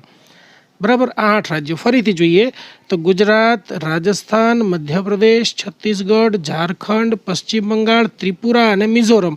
આ 8 રાજ્યોમાંથી કર્કવૃત પસાર થાય છે. એટલે આપણે જોયું કે રાજસ્થાનમાંથી પસાર થાય છે, છત્તીસગઢમાંથી પસાર થાય છે, ત્રિપુરામાંથી પસાર થાય છે, પણ ઓરિસ્સામાંથી પસાર થતું નથી. એટલે સાચો જવાબ આવશે સી. પ્રશ્ન 39. નીચેનામાંથી કઈ માટી કપાસની ખેતી માટે શ્રેષ્ઠ છે? તો કપાસની ખેતી માટે કાળી માટી શ્રેષ્ઠ છે. બીજો પણ એક પ્રશ્ન ખાસ યાદ રાખવા જેવો છે કે ભારતની અંદર દખ્ખનના પઠારની અંદર કાળી માટીના લીધે કપાસની મોટા પ્રમાણમાં ખેતી થાય છે. એટલે આ કાળી માટી માટે આપણે દખ્ખનનો પઠાર છે એ પણ પ્રખ્યાત છે. એટલે આ પ્રશ્ન પણ પૂછાઈ શકે છે. પ્રશ્ન 40. ખાવાના મીઠાનું રાસાયણિક નામ શું છે? ખાવાના મીઠાને શું કહેવાય? Sodium chloride, NaCl. શું કહેવાય? સોડિયમ ક્લોરાઇડ, NaCl કહેવાશે. પ્રશ્ન 41. સૂર્યપ્રકાશ ખાલી જગ્યાનું સ્ત્રોત છે. તો સૂર્યપ્રકાશ એ વિટામિન ડીનું સ્ત્રોત છે. સૂર્યપ્રકાશમાંથી વિટામિન ડી મળે છે. હવે આપણે એ પણ સમજી લઈએ કે વિટામિન ડીનું શરીરની અંદર શું કાર્ય છે. તો શરીરમાં કેલ્શિયમ અને ફોસ્ફરસના પ્રમાણને આ વિટામિન ડી નિયંત્રિત કરે છે. પહેલું કામ છે શરીરમાં કેલ્શિયમ અને ફોસ્ફરસના પ્રમાણને નિયંત્રિત કરે છે. તો એના ઉપરથી આપણને ખ્યાલ આવી ગયો હશે કે દાંત અને હાડકાં માટે કેલ્શિયમ અને ફોસ્ફરસ બહુ જ મહત્ત્વના છે. એટલે કે આ વિટામિન ડી એ આપણા હાડકાં અને દાંતને મજબૂત બનાવવા માટે ખૂબ જ મહત્ત્વપૂર્ણ છે. અને તેમાંથી માંસપેશીઓ પણ સ્વસ્થ રહે છે. એટલે વિટામિન ડી આપણા શરીર માટે ખૂબ જ મહત્ત્વનું છે અને તે સૂર્યપ્રકાશમાંથી મળે છે. પ્રશ્ન 42. માનવ જઠરમાં કુદરતી રીતે કયો એસિડ ઉપલબ્ધ હોય છે? તો માનવ જઠરમાં કુદરતી રીતે હાઇડ્રોક્લોરિક એસિડ HCl જે છે એ ઉપલબ્ધ હોય છે. તો HClનું કાર્ય શું છે માનવ જઠરમાં, માનવ શરીરમાં? તો માનવ જઠરની અંદર બહુ જ અલ્પ માત્રામાં હાઇડ્રોક્લોરિક એસિડ એટલે કે HCl ઉપલબ્ધ હોય છે, જે ખોરાકના પાચનની અંદર આપણને મદદરૂપ થાય છે. પ્રશ્ન 43. લોહી ગંઠાઈ જવાની પ્રક્રિયામાં કયું વિટામિન મદદરૂપ છે? તો લોહી ગંઠાઈ જવાની ક્રિયામાં વિટામિન કે એટલે કે ડી જવાબ સાચો છે. વિટામિન કે એ રુધિર ગંઠાઈ જવાની ક્રિયામાં મદદરૂપ છે. એના આપણે અન્ય કાર્યોમાં જોઈએ તો એ દાંત, હાડકાં અને ચામડીને હેલ્ધી રાખવામાં મદદરૂપ છે. એટલે સૌથી પહેલાં દાંત, પછી હાડકાં અને સ્કિન એટલે કે ચામડી, આ ત્રણની અંદર વિટામિન ડી જે છે એ ખૂબ જ અગત્યનું છે. પ્રશ્ન 44. તાજા જન્મેલા બાળકના મગજનું વજન અંદાજે કેટલું હોય છે? તો તાજા જન્મેલા બાળકના મગજનું વજન એ અંદાજે 350 ગ્રામ જેટલું હોય છે. પણ જો પુખ્ત વયના માણસના જો મગજનું વજન પૂછ્યું હોય તો એ આશરે 3 પાઉન્ડ એટલે કે 1350 ગ્રામ જેટલું હોય છે. બીજો એક આમાં એક જે પ્રશ્ન છે એ પણ ખાસ યાદ રાખવા જેવો છે કે માણસનું મગજ છે એની અંદર 75% વધારે પાણી છે. બરાબર, 10% જે છે એ ચરબી છે. બરાબર, અને 8% એની અંદર પ્રોટીન હોય છે. એટલે કે જો એવો પ્રશ્ન પૂછાય કે માનવ શરીરની અંદર સૌથી વધુ ચરબીવાળું અંગ કયું છે, તો પણ જવાબ આવશે મગજ. માનવ શરીરની અંદર સૌથી વધુ ચરબીવાળું અંગ એ મગજ હોય છે. પ્રશ્ન 45. નીચેનામાંથી કયું પ્રાણી કુદરતી રીતે સૌથી લાંબુ જીવે છે? આમ તો આપણને ખ્યાલ છે કે વેલ, માછલી અને કાચબો જે છે એ કુદરતી રીતે સૌથી વધુ લાંબુ જીવે છે. પણ અહીંયા આર્કટિક આપેલું, આર્કટિક કરતાં અહીંયા આગળ વધુ યોગ્ય રહેશે એટલાન્ટિક વેલ જે છે એ એટલાન્ટિક વેલ છે એ કુદરતી રીતે સૌથી વધુ લાંબુ જીવનારું પ્રાણી છે. ખાસ યાદ રાખવા જેવું છે. 46. પ્લાસ્ટર ઓફ પેરિસનું રાસાયણિક નામ શું છે? તો પ્લાસ્ટર ઓફ પેરિસનું રાસાયણિક નામ છે હેમીહાઇડ્રેટ કેલ્શિયમ સલ્ફેટ. પણ એને એવી રીતે પણ કહેવાય છે કે કેલ્શિયમ સલ્ફેટ હાઇડ્રેટ. પહેલું કેલ્શિયમ સલ્ફેટ લઈ લો ને પછી હાઇડ્રેટ લઈ લો, એટલે કેલ્શિયમ સલ્ફેટ હાઇડ્રેટ પણ કહેવાય છે. એનું સૂત્ર છે CaSO4 ઇન્ટુ 1/2 H2O. H2O એટલે પાણી. CaSO4 ઇન્ટુ 1/2 H2O આ એનું સૂત્ર છે. હવે આપણે જોઈએ કે એને પ્લાસ્ટર ઓફ પેરિસ શા માટે કહેવાય છે. તો આ જે પ્લાસ્ટર ઓફ પેરિસ છે એ એક પ્રકારની અર્ધજલીય કેલ્શિયમ સલ્ફેટ છે. તેને પ્લાસ્ટર ઓફ પેરિસ કહેવાય છે. કેમ એને પ્લાસ્ટર ઓફ પેરિસ કહેવાય છે? કેમ કે એ જીપ્સમમાંથી મળે છે અને આ જીપ્સમ છે મોટે ભાગે પેરિસની અંદર જોવા મળે છે, એટલા માટે એને પ્લાસ્ટર ઓફ પેરિસ કહેવાય છે. અને એનું જે સૂત્ર છે એ પણ યાદ રાખવાનું, CaSO4 ઇન્ટુ 1/2 H2O આ ખાસ યાદ રાખવાનું. પ્રશ્ન 47. રેફ્રિજરેટરમાં કુલન્ટ રૂપે ખાલી જગ્યા ગેસનો ઉપયોગ થાય છે. તો સાચો જવાબ આવશે એમોનિયા. હવે આપણે જોઈ લઈએ કે એમોનિયા એ નાઇટ્રોજન અને હાઇડ્રોજન એ બંનેમાંથી બને છે અને એનું સૂત્ર છે NH3. શું સૂત્ર છે? NH3. ઓકે, એ યાદ રાખવાનું. બીજું કે બરફ બનાવવાના કારખાનામાં પણ એમોનિયાનો જ ઉપયોગ કરવામાં આવે છે. આવો પણ પ્રશ્ન ઘણી જગ્યાએ પૂછાય છે. આ ઉપરાંત યુરિયા ખાતર બનાવવા માટે, એમોનિયમ સલ્ફેટ બનાવવા માટે, એમોનિયમ ફોસ્ફેટ બનાવવા માટે, એમોનિયમ નાઇટ્રેટ બનાવવા માટે, આ બધા માટે પણ એમોનિયા ઉપયોગી છે અને એનું સૂત્ર છે NH3. એ નાઇટ્રોજન અને હાઇડ્રોજનમાંથી બને છે. પ્રશ્ન 48. જૈવિક વસ્તુઓની આયુ નિશ્ચિત કરવા માટે નીચેનામાંથી શેનો ઉપયોગ થાય છે? તો જૈવિક વસ્તુઓની આયુ નિશ્ચિત કરવા માટે કાર્બન 14 ડેટિંગ પદ્ધતિનો ઉપયોગ થાય છે. આ એક કેમિસ્ટ્રીની બ્રાન્ચ છે. આની અંદરથી કોઈ પણ જે અસ્થિ છે અથવા તો કોઈ પણ વસ્તુ છે એની અંદર ધીમે ધીમે જે કાર્બનનું સ્તર છે એની અંદર આવતા પરિવર્તનના આધારે એ વસ્તુ કેટલી જૂની હશે એને નિશ્ચિત કરી શકાય છે. આનો ઉપયોગ મોટે ભાગે ઇતિહાસની અંદર બહુ મોટા પ્રમાણની અંદર થાય છે, કેમ કે ઇતિહાસની અંદર જે પ્રાચીન અવશેષો મળી આવેલા હોય તો એ પ્રાચીન અવશેષો કેટલા જૂના છે એ શોધવા માટે આ કાર્બન 14 ડેટિંગ પદ્ધતિનો ઉપયોગ થાય છે. પ્રશ્ન 49. એસિડ વર્ષાના મુખ્ય ઘટકો કયા છે? તો એસિડ વર્ષાના મુખ્ય ઘટકો 2 છે, સલ્ફર ઓક્સાઇડ અને નાઇટ્રોજન ઓક્સાઇડ. સલ્ફર ઓક્સાઇડ એટલે SO2 અને નાઇટ્રોજન ઓક્સાઇડ એટલે NO2. આ બંને ખાસ યાદ રાખવાના. હવે આપણે થોડુંક સલ્ફર એસિડ વર્ષા વિશે સમજીએ. તો એસિડ વર્ષા થવાનું મૂળ કારણ એ છે કે પૃથ્વીના વાયુમંડળમાં સલ્ફર ડાયોક્સાઇડ એટલે કે SO2 તથા નાઇટ્રોજન ઓક્સાઇડ એટલે કે NO2 આ પાણી સાથે પ્રક્રિયા કરે છે, કુદરતી રીતે પ્રક્રિયા થાય છે અને તેમાંથી નાઇટ્રિક એસિડ તથા ગંધકનું એસિડ બની જાય છે અને જે છેવટે એસિડ વર્ષામાં પરિણમે છે. આ એસિડ વર્ષા જે છે એ 2 પ્રકારના વાયુ પ્રદૂષણથી થાય છે. કયું? તો SO2 અને NO2, સલ્ફર ડાયોક્સાઇડ અને નાઇટ્રોજન ઓક્સાઇડના લીધે આ 2 પ્રકારના વાયુ પ્રદૂષણના લીધે થાય છે. ખાસ કરીને વાત કરીએ તો કારખાનાઓની ચીમનીઓમાંથી નીકળતા ઝેરી વાયુઓ તથા વાહન વ્યવહારના સાધનો દ્વારા થતું ઉત્સર્જન આ જ્યારે વાયુમંડળની અંદર જાય છે અને એ છેવટે એસિડ વર્ષાની અંદર પરિણમે છે. એક પ્રશ્ન એવો પણ ઘણી વખત પૂછાય છે કે એસિડ વર્ષાનું કેન્દ્ર કયું છે? તો એસિડ વર્ષાનું કેન્દ્ર છે માન્ચેસ્ટર છે. એના ઉપરથી બીજો પણ એક ક્વેશ્ચન આવી શકે કે માન્ચેસ્ટર શાના માટે પ્રખ્યાત છે? તો માન્ચેસ્ટર એ કાપડ ઉદ્યોગ માટે પ્રખ્યાત છે. ત્રીજો પણ ક્વેશ્ચન આવી શકે કે ભારતના માન્ચેસ્ટર તરીકે કયું શહેર પ્રસિદ્ધ છે? તો અમદાવાદ એ ભારતના માન્ચેસ્ટર તરીકે ઓળખાય છે. પ્રશ્ન 50. અમેરિકાના રાષ્ટ્રપ્રમુખની 2012ની ચૂંટણીમાં બરાક ઓબામાએ કોને હરાવ્યા હતા? તો મિટ રોમનીને હરાવ્યા હતા, એટલે જવાબ C સાચો છે. પ્રશ્ન 51. તમિલનાડુના વર્તમાન મુખ્યમંત્રી કયા રાજકીય પક્ષના છે? હવે આ પ્રશ્ન પણ કરંટ અફેર્સનો છે, એટલે ભવિષ્યમાં જ્યારે આવો કોઈ પ્રશ્ન પૂછાય તો એ વખતે જ્યારે જેવી પરિસ્થિતિ હોય એ પ્રમાણે જવાબ લખવો પડે. પણ આ 2016નું પેપર છે, બરાબર, 2017નું, તો એના આધારે આપણે લખીએ કે AIDMK આ તમિલનાડુની જે સરકાર છે એના મુખ્યમંત્રી છે. તો આપણે બીજા ઘણા બધા પ્રશ્નો આને સંલગ્ન પણ પૂછાય છે, જેમ કે AIDMK, આ AIDMKનું ફૂલ ફોર્મ શું છે? તો AIDMKનું full form all India Anna Dravida Munnetra Kazhagam. All India Anna Dravida Munnetra Kazhagam એ એનું આખું નામ છે. એના પછી જો કોઈ પૂછે કે આ પક્ષ ક્યાંનો છે, તો તમિલનાડુ, પોંડિચેરી અને ભારતનો એક રાજકીય પક્ષ છે, એની સ્થાપના જે છે એ 1972માં થઈ હતી.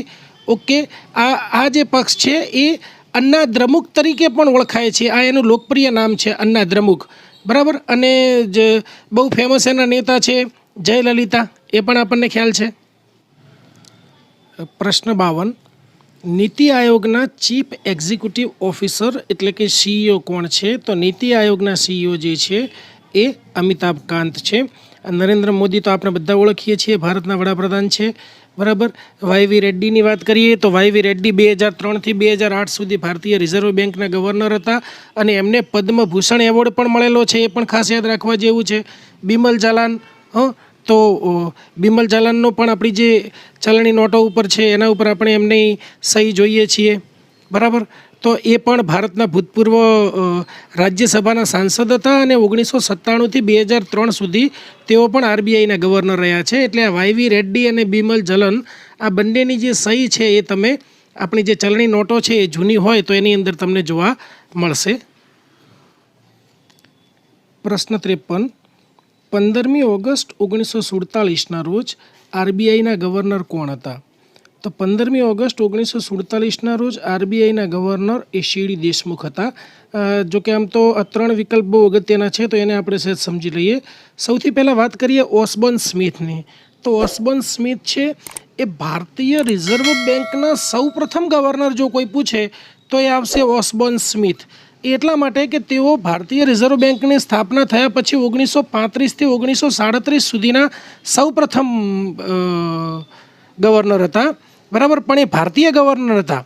બીજો ક્વેશ્ચન એ પૂછાય કે ભારતીય રિઝર્વ બેંકના પ્રથમ ભારતીય ગવર્નર કોણ હતા? તો પ્રથમ ભારતીય ગવર્નર આવશે સીડી દેશમુખ. 1943થી કરી અને 1949 સુધી તેઓ RBIના ગવર્નર તરીકે રહ્યા હતા. એટલે 15મી ઓગસ્ટ આ સમયગાળા દરમિયાન જ આવે છે, એટલે સાચો જવાબ આવશે સીડી દેશમુખ. પછી બેનેગલ રામારાવ. આ બેનેગલ રામારાવ છે એ પણ 1949થી 1957 સુધી ભારતીય રિઝર્વ બેંકના ચોથા ગવર્નર હતા, બરાબર. એટલે જો એમ કોઈ પૂછે કે 26મી જાન્યુઆરી 1950ના દિવસે જ્યારે આપણે પ્રજાસત્તાક થયા ત્યારે RBIના ગવર્નર કોણ હતા? તો એમાં જવાબ આવશે બેનેગલ રામારાવ. એટલે આ પ્રશ્નનો જવાબ આવશે અત્યારે સી. પ્રશ્ન 54, માઇક્રોસોફ્ટના ચીફ એક્ઝિક્યુટિવ ઓફિસર કોણ છે? તો જેફ બેસોય, એટલે કે આમ તો એમનું મૂળ નામ છે જેફ બેજોસ, બરાબર. પણ આ જે છે જેફ બેજોસ એ Amazon.comના સંસ્થાપક છે, અધ્યક્ષ છે અને CEO છે. અને બહુ ખાસ જાણવા જેવી બાબત એ છે કે તેઓ 2018ની ફોર્બ્સ મેગેઝિનની યાદી અનુસાર દુનિયાના સૌથી વધુ ધનિક વ્યક્તિ છે જેફ બેસોસ, બરાબર. એના પછી બીજું જોઈએ સુંદર પિચઈ. આ સુંદર પિચઈ છે એ ગૂગલના CEO છે. શેના? ગૂગલના CEO છે, બરાબર. એટલે આપણે અહીંયા આગળ માઇક્રોસોફ્ટમાં નહીં આવે. ત્રીજું લઈએ સત્ય નાદેલા. એમનું મૂળ નામ છે સત્ય નડેલા, બરાબર. તેઓ માઇક્રોસોફ્ટના CEO છે, એટલે અહીંયા આગળ પ્રશ્નનો જવાબ આવશે સત્ય નડેલા. અને ચોથું છે બિન્ની બંસલ. તો આ જે બિન્ની બંસલ છે એ ફ્લિપકાર્ટના સહસંસ્થાપક છે. પ્રશ્ન 55, બોસ્નિયા હર્ઝગોવિનાની રાજધાની કઈ છે? તો બોસ્નિયાની રાજધાની છે સારાજેવો. આપણને ખ્યાલ છે કે પ્રથમ વિશ્વયુદ્ધ જ્યારે શરૂ થયું હતું ત્યારે ઓસ્ટ્રિયાના પાટવી કુંવરની બોસ્નિયાના પાટનગર સારાજેવો શહેરની અંદર હત્યા થઈ હતી. એટલે આ પ્રશ્ન પણ એની સાથે મેચ થાય છે. પ્રશ્ન 56, નવેમ્બર 2016માં કયા કર્ણાટકી સંગીતકાર અવસાન પામ્યા હતા? તો એનો સાચો જવાબ આવશે M. બાલમુરલી કૃષ્ણ.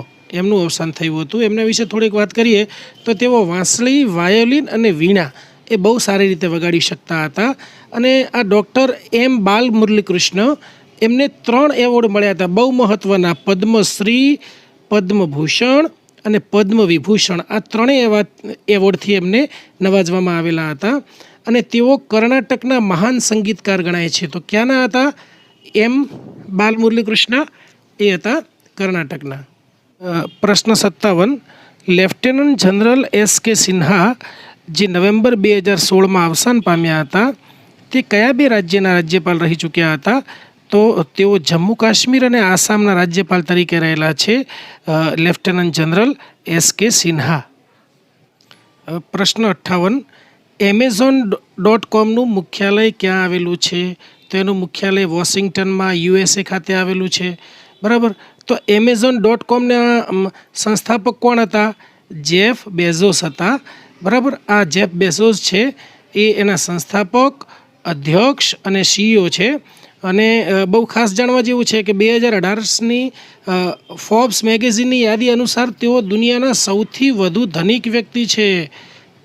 દુનિયાના સૌથી વધુ ધનિક કોણ છે? જેફ બેઝોસ, જે Amazon.comના સંસ્થાપક છે. પ્રશ્ન 59. નીચેનામાંથી કયા દેશમાં રાષ્ટ્રના વડા તરીકે મહિલા નથી? આ પ્રશ્ન પણ અત્યારે આપણા માટે અગત્યનો નથી, કેમ કે આ જે છે એ વખતના કરંટ અફેરનો પ્રશ્ન છે. એનો જવાબ આવશે કોસોવો. પ્રશ્ન 60. ગુજરાત વિધાનસભામાં વિરોધ પક્ષના નેતા કોણ છે? હવે આ ક્વેશ્ચન જે છે એ પણ જ્યારે ત્યારે 2017 જાન્યુઆરી 2017માં કરંટ અફેર્સનો પ્રશ્ન છે. એ વખતે વિરોધ પક્ષના નેતા તરીકે શંકરસિંહ વાઘેલા હતા. પણ જો અત્યારે પૂછે વિરોધ પક્ષના નેતા તરીકે, અત્યારે એટલે હું જ્યારે આ વિડીયો બનાવી રહ્યો છું ત્યારે, એટલે કે ઓગસ્ટ 2020ની અંદર આપણા ગુજરાત વિધાનસભાના વિરોધ પક્ષના નેતા પરેશ ધાનાણી છે, જે કોંગ્રેસ પક્ષના છે, અને તે જુલાઈ 2017થી છે. પ્રશ્ન 62. ઓલ ઇંગ્લેન્ડ બેડમિન્ટન ચેમ્પિયનશિપ 2016ના વિજેતા કોણ છે? નામ શું છે? All England badminton championship 2016. તો એના ચેમ્પિયન છે, એના વિજેતા છે લિન ડેન. લિન ડેન વિશે આપણે થોડુંક વધુ જાણીએ કે લિન ડેન એ પૂર્વ ચીની વ્યાવસાયિક બેડમિન્ટન ખેલાડી છે. ક્યાંના છે? તો ચીનના. બરાબર. વ્યાવસાયિક બેડમિન્ટનના ખેલાડી છે. શું નામ છે? લિન ડેન. બરાબર. એમનો આપણે રેકોર્ડ જોઈએ તો તે 2 વખતનો ઓલિમ્પિક ચેમ્પિયન, 1 વખત નહીં પણ 2 વખત, 5 વખતનો વર્લ્ડ ચેમ્પિયન છે, તેમજ 6 વખત ઓલ ઇંગ્લેન્ડ ચેમ્પિયન છે. પ્રશ્ન 63. RBI અધિનિયમની કઈ કલમ હેઠળ RBIને ભારતમાં ચલણી નોટો બહાર પાડવાની સત્તા છે? અહીં ખાસ યાદ રાખવાનું, RBI અધિનિયમ એની કઈ કલમ હેઠળ રિઝર્વ બેંક ઓફ ઇન્ડિયાને ભારતમાં ચલણી નોટો બહાર પાડવાની, ચલણી નોટો છાપવાની સત્તા છે? તેનો જવાબ આવશે કલમ 22 મુજબ. RBI અધિનિયમની કલમ 22 મુજબ RBIને ભારતમાં ચલણી નોટો બહાર પાડવાની સત્તા છે. થોડુંક વિશેષ આપણે એના વિશે જોઈએ તો ભારતની કેન્દ્રીય બેંક કઈ છે? તો ભારતીય રિઝર્વ બેંક. એનું નામ છે RBI. એટલે રિઝર્વ બેંક ઓફ ઇન્ડિયા, જે 1 રૂપિયાની નોટ સિવાયની, એટલે 1 રૂપિયાથી ઉપરની તમામ મૂલ્ય વર્ગની નોટોનું પ્રિન્ટિંગ કરે છે. માત્ર 1 રૂપિયાની નોટ પર ભારતના નાણાં સચિવના હસ્તાક્ષર હોય છે, જ્યારે બાકીની તમામ નોટ ઉપર ભારતીય રિઝર્વ બેંકના ગવર્નરના હસ્તાક્ષર હોય છે. બરાબર. 1 રૂપિયાની નોટ ઉપર કોના હોય?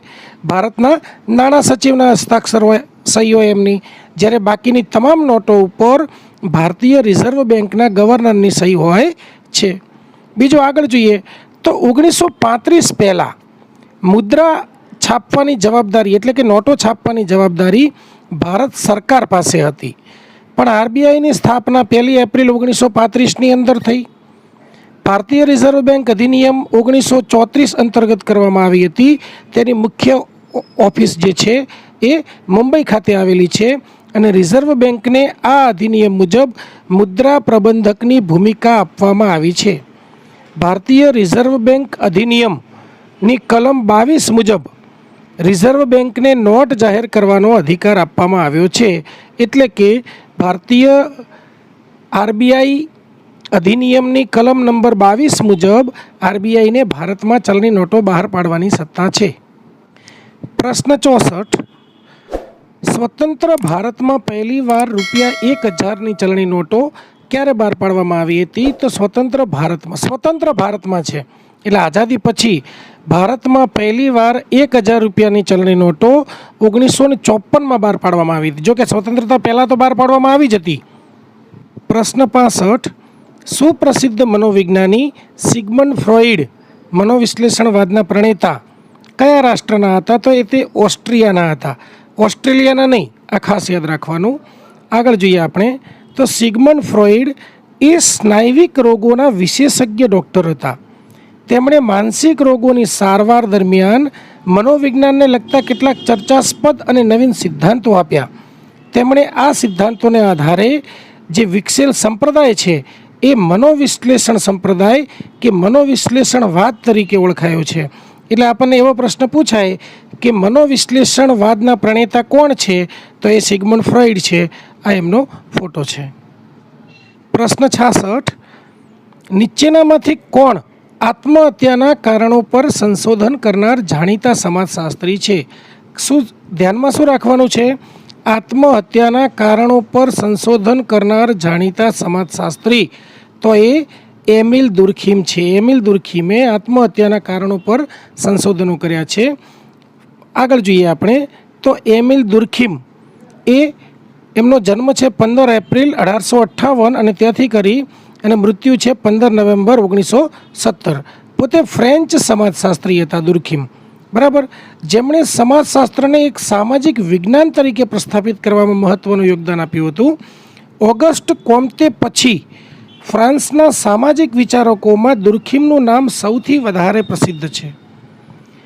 1897ની અંદર આંકડાશાસ્ત્રીય સામગ્રીના આધારે તેમણે આત્મહત્યા પાછળ રહેલા સામાજિક તથ્યનું પૃથ્થકરણ તેમના ધ સુસાઇડ નામના પુસ્તકમાં, કયા પુસ્તકમાં?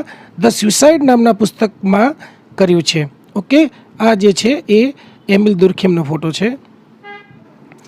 પ્રશ્ન 67, સુપ્રસિદ્ધ મનોવિજ્ઞાની ઇવાન પાવલોવ તેમના સંશોધનમાં કયા પશુના ઉપયોગ માટે જાણીતા હતા? પાવલોવનું નામ આવે એટલે કૂતરો ઓટોમેટિક યાદ આવી જાય. લાળવાળું અભિસંધાન, બરાબર, ક્રિયાત્મક અભિસંધાન. ઇવાન પાવલોવનો જન્મ ઈસવીસન 1849ના સપ્ટેમ્બરની 14 તારીખે રશિયાના રિયાઝાન ગામમાં થયો હતો. ઘણી વખત એવો પણ પ્રશ્ન પૂછાય છે કે પાવલોવ જે છે એ ક્યાંના હતા, બરાબર, તો એ રશિયાના હતા. કૂતરાના મોંમાં ખાવાનું જોઈને લાળ આવતી હોય છે. બહુ સ્વાભાવિક પ્રક્રિયા છે. આપણને પણ ખાવાનું જોઈએ એટલે મોઢામાં લાળ આવી જાય.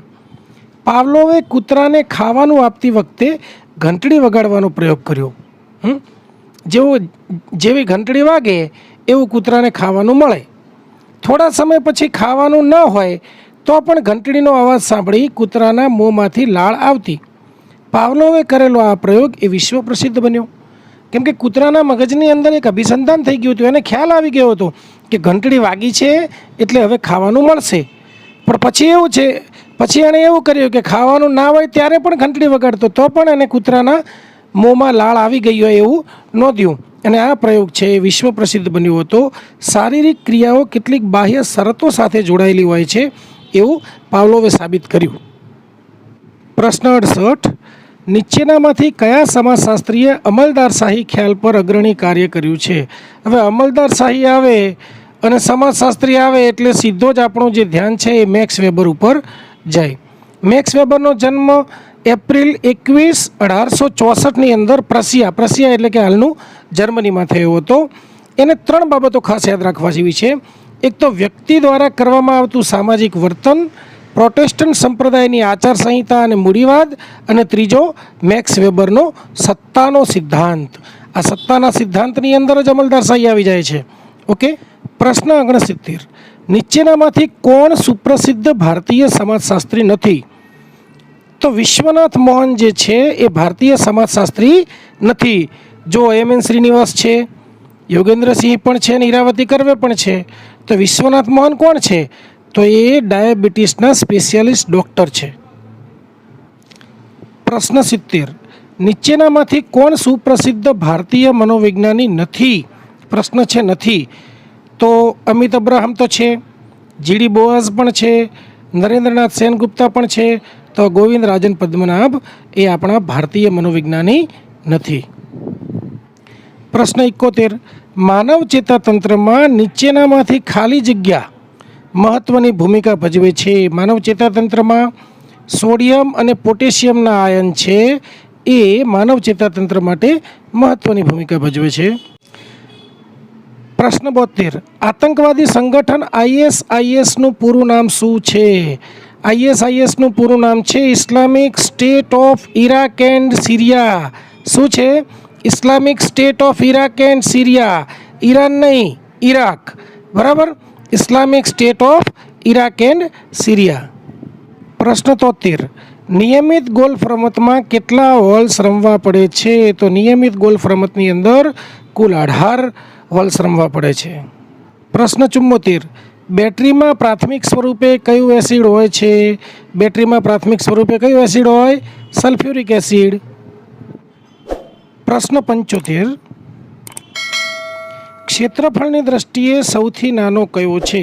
અહીંયા આગળ જો બધા કોર્ટ આપ્યા છે: lawn tennis court, badminton court, squash court અને બાસ્કેટબોલ કોર્ટ. તો આ તો આપણને ખ્યાલ છે ટેનિસ કોર્ટ એ મોટો હોય, બેડમિન્ટન કોર્ટ એ મોટો હોય, બાસ્કેટબોલ કોર્ટ એ મોટો હોય, પણ આ સ્ક્વેશ કોર્ટ છે એ સૌથી નાનો હોય. પ્રશ્ન 76. ક્યુબા રાષ્ટ્ર બાબતે નીચેનામાંથી કયું સાચું છે? જો અંદર ઘણી જગ્યાએ તમે જોશો તો અંદર ચોપડીમાં સાચું નથી એવો છે, પણ આમાં આપણે છે સાચું. તેનો રાષ્ટ્રપતિ ફિડેલ કાસ્ટ્રો હતો એ ખોટું છે. તેનો પ્રધાનમંત્રી ફિડેલ કાસ્ટ્રો હતો એ પણ ખોટું છે. તે એક દ્વીપ છે એ પણ ખોટું છે. તો શું છે? તે દક્ષિણી ગોળાર્ધની અંદર છે.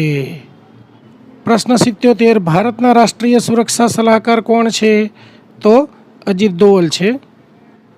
પ્રશ્ન 79. ડૉક્ટર રાજેન્દ્ર પ્રસાદનો જન્મ ક્યાં થયો? તો ડૉક્ટર રાજેન્દ્ર પ્રસાદનો જન્મ બિહારમાં થયો તો બધાને ખ્યાલ છે, કેમ કે એ બિહારના ગાંધી તરીકે ઓળખાય છે, આપણા પહેલા રાષ્ટ્રપતિ. પ્રશ્ન 80. ચિકનગુનિયા શાનાથી થાય છે? ચિકનગુનિયા શાનાથી થાય છે? ચેપી મચ્છરથી થાય છે. પ્રશ્ન 81. નીચેનામાંથી કયું પુસ્તક એપીજે અબ્દુલ કલામે લખ્યું નથી એ જોવાનું છે. તો જો ઇન્સ્પાયરિંગ થોટ્સ એ પણ આ તો લખ્યું છે. વિંગ્સ ઓફ ફાયર અગનપંખ આ પણ લખ્યું છે. ઇગ્નાઇટેડ માઇન્ડ્સ આ પણ લખ્યું છે. તો કયું નથી લખ્યું? The Indian space journey. આ પુસ્તક એપીજે અબ્દુલ કલામે નથી લખ્યું. તો જવાબ આવશે બી. પ્રશ્ન 82. શૃંખલામાં આ પછીની સંખ્યાને શોધો. હવે આપણે એક શ્રેણી આપેલી છે, શ્રેણી જોવાની છે અને શ્રેણીમાં પછીની સંખ્યા કઈ આવશે એ શોધવાની છે. જો અહીંયા 2, 5, 11, 23, 47, તો આના પછી અહીંયા આગળ કઈ સંખ્યા આવશે એ જોવાનું છે. બહુ સરળ શ્રેણી છે. જુઓ, સૌથી પહેલાં 2માં 3 ઉમેરીએ એટલે 5 થશે. આ 5ની અંદર 6 ઉમેરીએ એટલે 11 થશે. 11ની અંદર 12 ઉમેરીએ એટલે 23 થશે. 23ની અંદર 24 ઉમેરીએ એટલે 47 થશે. તો જો અહીંયા 3 દુ 6, 6 દુ 12, 12 દુ 24, તો હવે કેટલા આવશે? 24 દુ 48. તો 47ની અંદર આ 48 ઉમેરીએ એટલે કેટલા આવશે? 95 આવશે. એટલે સાચો જવાબ આવ્યો બી, 95. પ્રશ્ન 83. 2013માં સ્થાપેલી 7મા પગાર પંચના અધ્યક્ષ કોણ હતા? 7મા પગાર પંચના અધ્યક્ષ અશોક કુમાર માથુર હતા. પ્રશ્ન 84. હડપ્પા સંસ્કૃતિના જાણીતા સ્થળ ધોળાવીરા કયા જિલ્લામાં આવેલ છે? ઘણી વખત સિંધુ સંસ્કૃતિ એવું નામ પણ પૂછે. ધોળાવીરા આપણા ગુજરાતમાં આવેલું છે. કયા જિલ્લામાં? કચ્છ જિલ્લામાં આવેલું છે. જો આ જે ફોટોગ્રાફ છે ધોળાવીરાનો છે.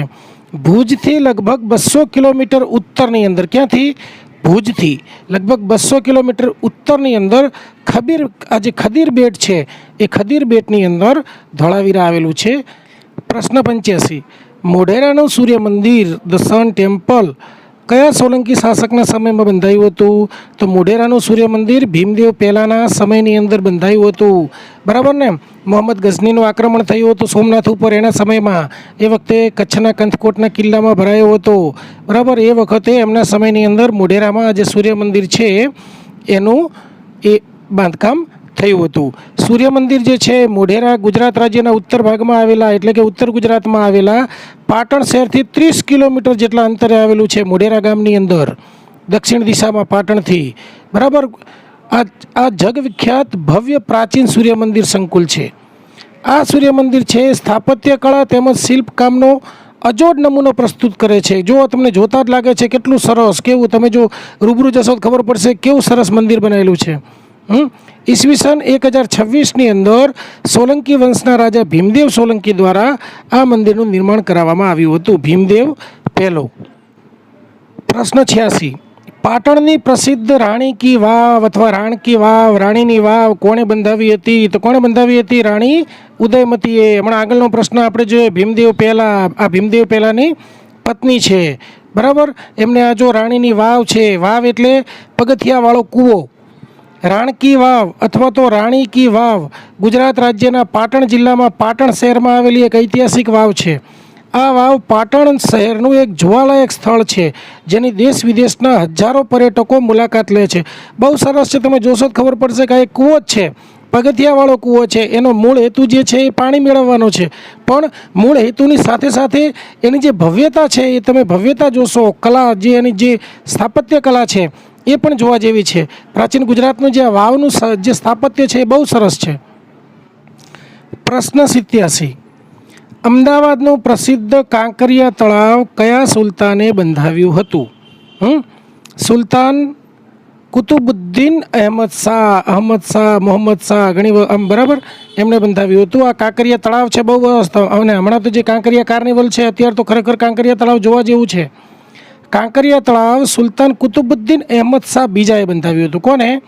કુતુબુદ્દીન અહમદ શાહ બીજાએ. આ નામ યાદ રાખવા જેવું છે, અંદર થોડી ભૂલ છે, બરાબર. ક્યારે બંધાવ્યું હતું? તો 15મી સદીમાં એનું બાંધકામ. ક્યારે? 1451ની અંદર પૂર્ણ થયું હતું.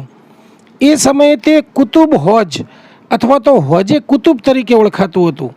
તે મુખ્યત્વે રાજાના સ્નાનાર્થે એનો ઉપયોગ કરતા હતા. વિચાર કરો, કેવડું મોટું તળાવ રાજાને સ્નાન કરવા માટે. વિચાર કરો તમે. તેમાં પાણીના શુદ્ધિકરણ માટે પણ વ્યવસ્થા હતી.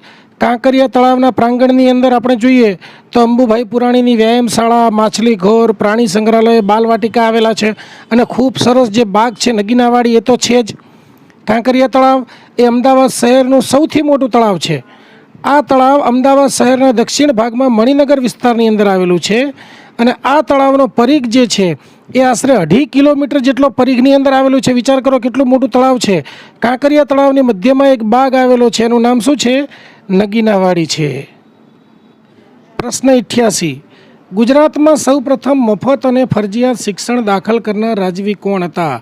તો મફત અને ફરજિયાત શિક્ષણ દાખલ કરનાર ગુજરાતમાં સૌપ્રથમ વડોદરા સ્ટેટની અંદર સયાજીરાવ ગાયકવાડે મફત અને ફરજિયાત શિક્ષણ દાખલ કર્યું હતું.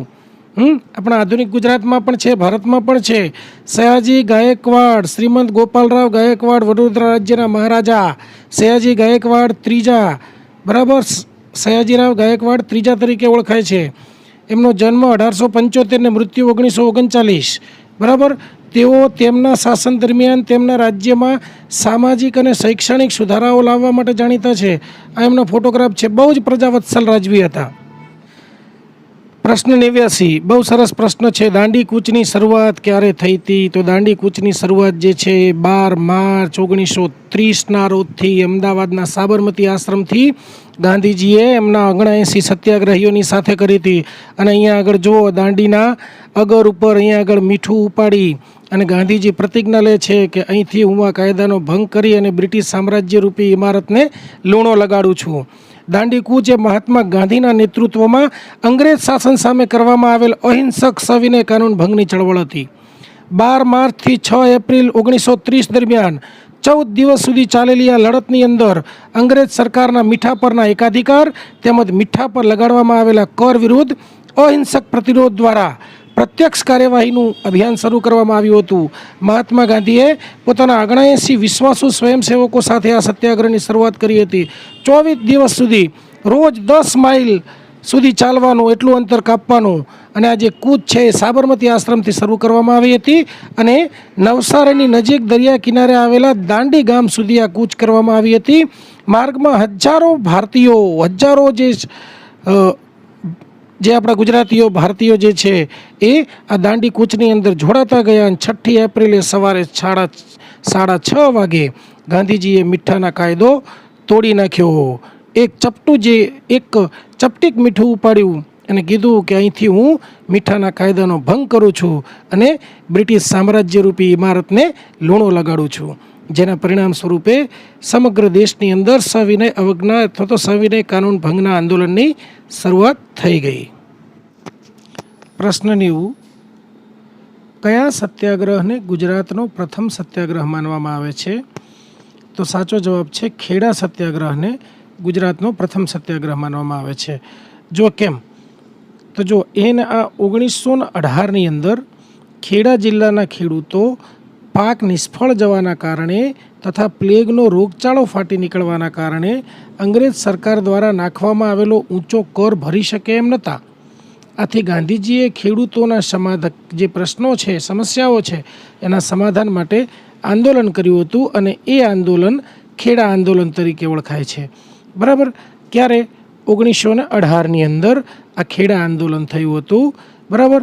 એમાં આપણને એક કવિતા પણ યાદ આવે છે કે ખેડા તણા ખેડૂત વીરા આપ્યું વચનમ પાળજો, ખોળે તમારે આબરૂ છે હિંદની સંભાળજો, મારે ભલે કાપે ભલે ડામે ભલે તો સાંખજો, પણ જોડીમાં અધિકારીની મહેસૂલ તમે ના આપશો.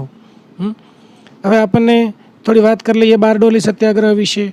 તો 1928ની અંદર બારડોલી સત્યાગ્રહ થયો હતો. બરાબર. એ વખતે બારડોલી સત્યાગ્રહ થયો એ ભારતના સ્વાતંત્ર્ય સંગ્રામમાં એક બહુ મહત્ત્વની ઘટના તરીકે એને ઓળખવામાં આવે છે. આ સત્યાગ્રહ એ સવિનય કાનૂન ભંગની જે ચળવળ છે એનો જ એક ભાગ હતો. બિલકુલ એની પૂર્વે બનેલો હતો.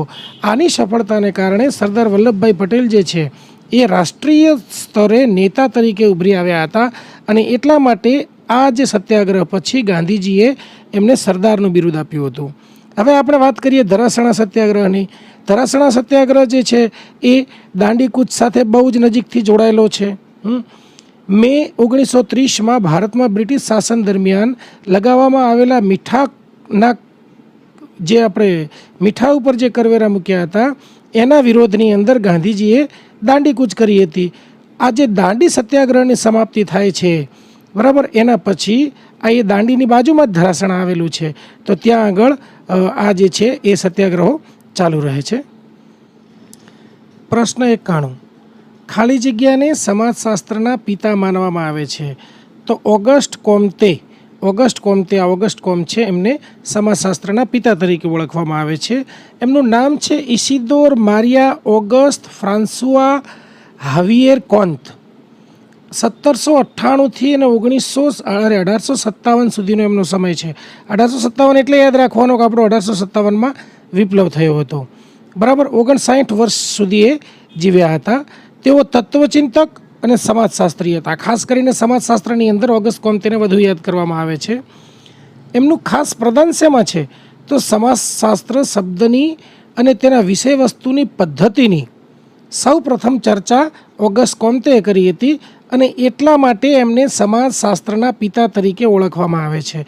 અહીંયા જો ઇતિહાસના પિતા કે તો હેરોડોટ્સ આવશે અને અર્થશાસ્ત્રના પિતા કે તો એડમ સ્મિથ આવશે. આ પણ યાદ રાખવાનું. તેમણે કોર્સ ઓફ પોઝિટિવ ફિલોસોફી, જુઓ કેટલું સરસ આપ્યું છે, કોર્સ ઓફ પોઝિટિવ ફિલોસોફીના 6 ગ્રંથ અને સિસ્ટમ ઓફ પોઝિટિવ પોલિટીના 4 ગ્રંથ એમને આપ્યા છે. બરાબર. ઓગસ્ટ કોમ્તે એટલે સમાજશાસ્ત્રના પિતા. પ્રશ્ન 92. ભારતની વસ્તી વૃદ્ધિ દર, ભારતનો વસ્તી વૃદ્ધિ દર ન્યૂનતમ એટલે ઓછામાં ઓછો ને અધિકતમ એટલે વધુમાં વધુ કયા દશકામાં હતો, કયા ડેકેડમાં હતો? તો જો ઓછામાં ઓછો જે છે વસ્તી વૃદ્ધિ દર એ 1911થી 1921માં હતો. આ સમય દરમિયાન કોઈ મહત્ત્વપૂર્ણ ઘટના બની હોય વિશ્વની અંદર અને ભારતની અંદર તો એ છે પ્રથમ વિશ્વયુદ્ધ છે. બરાબર. અને 1961થી ને 71 આ વર્ષો દરમિયાન ભારતમાં વસ્તી વૃદ્ધિનો દર છે એ અધિકતમ છે. ફરી યાદ કરી લઈએ. 1911થી 21માં ઓછામાં ઓછો અને 61થી 71ની અંદર વધુમાં વધુ વસ્તી વૃદ્ધિનો દર હતો. પ્રશ્ન 93. પ્રત્યેક વિદ્યમાન સમાજનો ઇતિહાસ વર્ગ સંઘર્ષનો ઇતિહાસ છે. વર્ગ સંઘર્ષ આવી જાય એટલે આપણને સ્વાભાવિક રીતે જ કાર્લ માર્ક્સ દેખાય. આ કાર્લ માર્ક્સનો ફોટો છે. કાર્લ માર્ક્સનો જન્મ જે છે એ જર્મનીના ટીયર નગરની અંદર 5 મે 1818ના રોજ થયો હતો.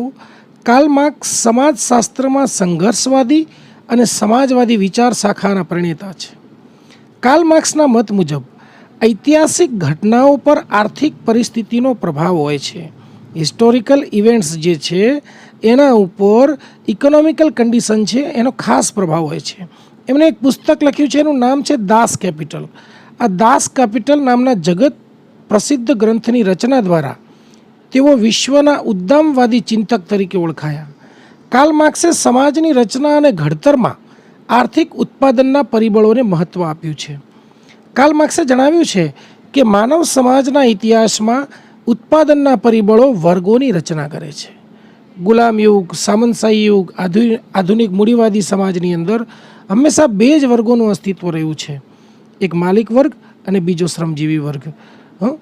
જે કાર્લ માર્ક્સે સમાજના વર્ગો છે એને આમ તો બે ભાગની અંદર વિભાજિત કર્યા છે, એક હેવ્સ અને બીજો હેવ નોટ્સ. હેવ્સ એટલે એવો વર્ગ કે જેની પાસે બધું જ છે, અને બીજો હેવ નોટ્સ એટલે એવો વર્ગ કે જેની પાસે કશું જ નથી, જેની પાસે જીવન જીવવા માટેના લઘુત્તમ સાધનો પણ નથી. અને બીજો એવો વર્ગ છે હેવ્સ વર્ગ કે જેની પાસે તમામ પ્રકારની સુખ સુવિધાઓ ઉપલબ્ધ છે.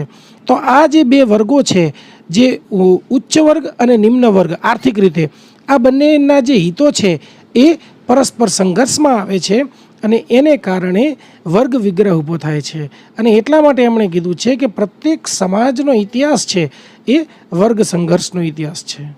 પ્રશ્ન 94, ભારતમાં ઉંમર આધારિત સ્ત્રી પુરુષ ગુણોત્તર સેક્સ રેશિયોની ગણતરી કરવાનું ક્યારથી શરૂ થયું છે? બરાબર, ઉંમર આધારિત પુરુષ સ્ત્રી ગુણોત્તર એટલે આપણે કહીએ છીએ ને કે 1000 પુરુષે 922 સ્ત્રી અથવા 941 સ્ત્રી અથવા 939 સ્ત્રી અથવા 811 સ્ત્રી. તો 1000 પુરુષોએ કેટલી સ્ત્રી છે એ પ્રમાણેનું જે પ્રમાણ છે, સેક્સ રેશિયો છે, એની ગણતરી કરવાનું આયોજન ક્યારથી થયું હતું, શરૂઆત ક્યારથી થઈ હતી? તો 1961થી. પ્રશ્ન 95, આર્ય સમાજની શરૂઆત ક્યાં થઈ? તો આર્ય સમાજની શરૂઆત છે એ મહારાષ્ટ્રની અંદર થઈ. પણ એવું પૂછે કે આર્ય સમાજની શરૂઆત અથવા તો સ્થાપના કોણે કરી? તો દયાનંદ સરસ્વતીએ. આર્ય સમાજની સ્થાપના ક્યારે કરી? તો 10મી એપ્રિલ 1875ના રોજ. જ્યારે આર્ય સમાજ આવી ગયું છે, દયાનંદ સરસ્વતી આવ્યા, તો દયાનંદ સરસ્વતીએ એક પુસ્તક લખ્યું હતું, એ પણ યાદ રાખવાનું, સત્યાર્થ પ્રકાશ. બરાબર. પછી દયાનંદ સરસ્વતીએ એક જે એમને જે સિદ્ધાંત આપ્યો હતો એ કયો હતો? Back to Vedas. આ પણ યાદ રાખવાનું, બેક ટુ વેદાસ એટલે કે વેદો તરફ પાછા ફરો. દયાનંદ એંગ્લો વૈદિક સ્કૂલની સ્થાપના પણ તેઓએ કરી હતી. બરાબર. તો આ ઘણી બધી પ્રવૃત્તિઓ જે છે એ સમાજ અને ધર્મ સુધારણાની પ્રવૃત્તિઓ આર્ય સમાજ દ્વારા ચાલતી હતી. પ્રશ્ન 96 બહુ સરસ પ્રશ્ન છે. ભારતીય મનોવિજ્ઞાનનો આરંભ એ આધુનિક કાળમાં ક્યારે થયો હતો? તો 1915ની અંદર કલકત્તા યુનિવર્સિટીના તત્વજ્ઞાન વિભાગમાં ભારતીય મનોવિજ્ઞાનનો આરંભ થયો હતો. બહુ સરસ પ્રશ્ન છે. ભારતીય મનોવિજ્ઞાનનો આરંભ આધુનિક કાળમાં ક્યારે થયો હતો? તો 1915ની અંદર કલકત્તા યુનિવર્સિટીના તત્વજ્ઞાન વિભાગની અંદર. પ્રશ્ન 97, તારંગાના જૈન મંદિરો ગુજરાતમાં કયા જિલ્લામાં આવેલા છે? કયા જિલ્લામાં પૂછે તો સાબરકાંઠા જિલ્લાની અંદર આવેલા છે. બરાબર. મહેસાણા જિલ્લાથી પણ નજીક પડે છે, સતલાસણામાં આવેલા છે. આ જો આ ફોટો જે છે એ તારંગા હિલનો, જે તારંગા હિલની અંદર જે મંદિરો આવેલા છે ત્યાંનો ફોટો છે. તારંગા તીર્થ એ ગુજરાત રાજ્યમાં આવેલી એક મોટી ટેકરી છે, જે ભૌગોલિક રીતે અરવલ્લી પર્વતમાળાનો એક ભાગ છે. જ્યારે રાજકીય રીતે મહેસાણા જિલ્લાના સતલાસણા તાલુકામાં આવેલી છે. 12મી સદીમાં એ શ્વેતાશ્વર સોલંકી રાજા કુમારપાળે ભગવાન અજીતનાથના એક ખૂબ સુંદર મંદિરનું નિર્માણ કરાવ્યું હતું. તારંગા હિલ છે, જોવા જેવી છે, સાબરકાંઠામાં આવેલી છે અને એ સતલાસણા તાલુકામાં. પ્રશ્ન 98, સાપુતારા કઈ પર્વતમાળા પર આવેલ છે? સહ્યાદ્રીની પર્વતમાળામાં સાપુતારા આવેલ છે. ડાંગ જિલ્લામાં, તમે ડાંગમાં આહવાથી આગળ જાઓ ને નાસિક બાજુ એટલે વચ્ચે સાપુતારા આવશે. ઉકાઈ ડેમ કઈ નદી ઉપર છે? તો ઉકાઈ ડેમ છે તાપી નદી ઉપર છે. છેલ્લો પ્રશ્ન 100, નીચેનામાંથી કયો એક કોલસાનો પ્રકાર નથી? કોલસાના 3 પ્રકાર છે, બિટુમિનસ, લિગ્નાઇટ અને એન્થ્રેસાઇટ. તો આ જે લિમોનાઇટ છે એ કોલસાનો પ્રકાર નથી.